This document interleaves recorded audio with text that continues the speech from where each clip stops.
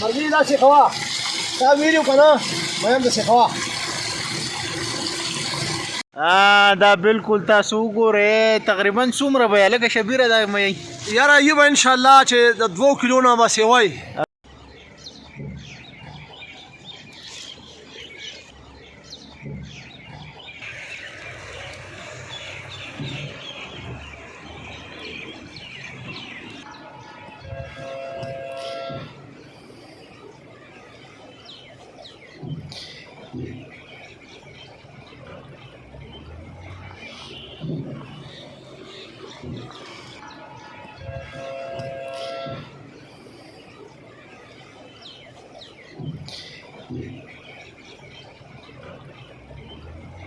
شبیر لګیا دی اوس دا لختې مختې چې کوم دی وباسي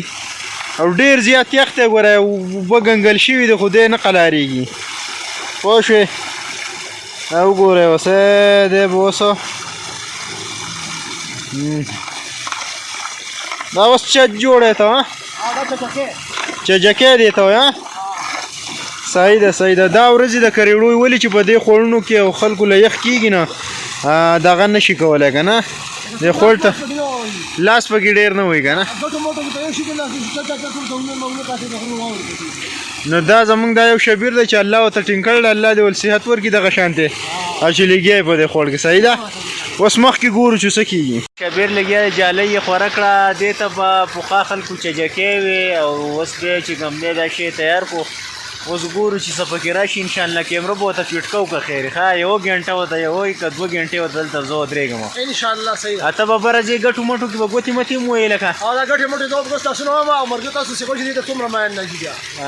بره به دې لتې متې وي او دا بیان به دلته راتښتي انشاءالله زموږ سره اوسئ صحیح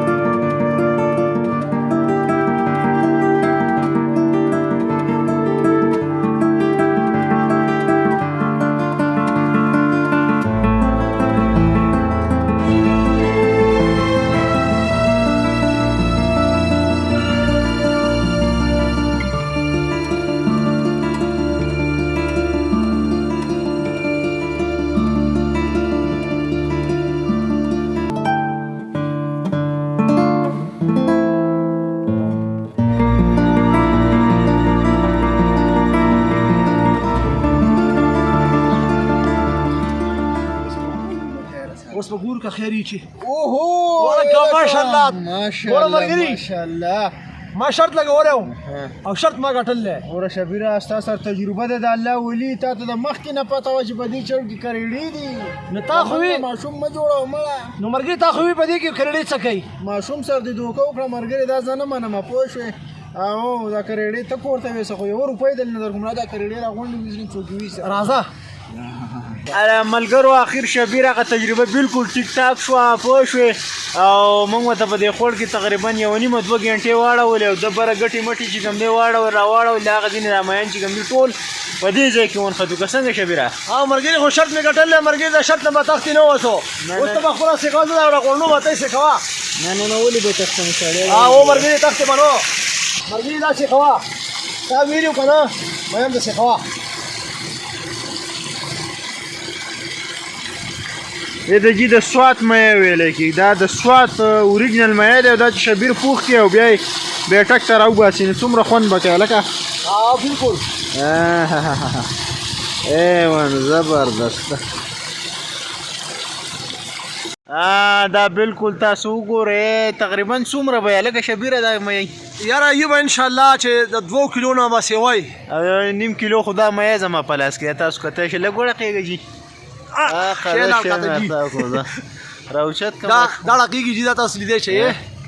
الله زبردست ډېر خوږ میا ده چې اوم دې وخورم اومو السلام علیکم د بل ویډیو سره